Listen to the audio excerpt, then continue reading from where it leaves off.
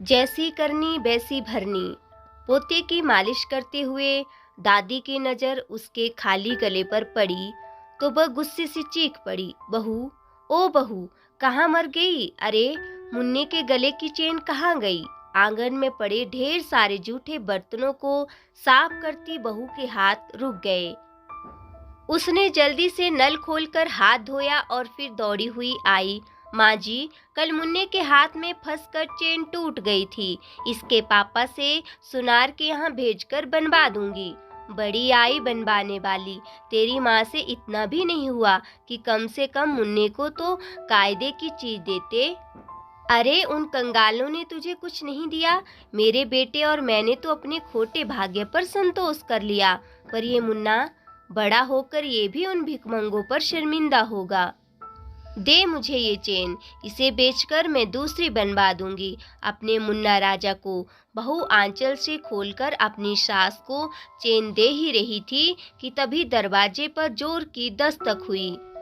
उसने जाकर दरवाजा खोला तो अबाक रह गई। सामने अपना सूटकेस लिए एकदम फटे हाल उसकी ननद खड़ी हुई थी।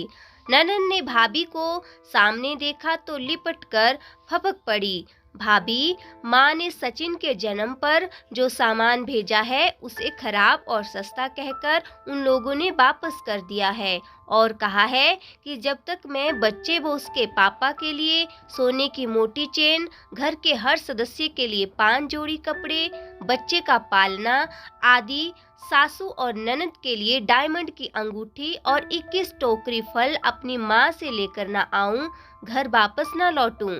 भाभी, अब तुम ही मेरा सहारा हो। भैया से कहकर तुम ही कुछ कर सकती हो। मुझे मेरे बच्चे से अब तुम ही मिला सकती हो।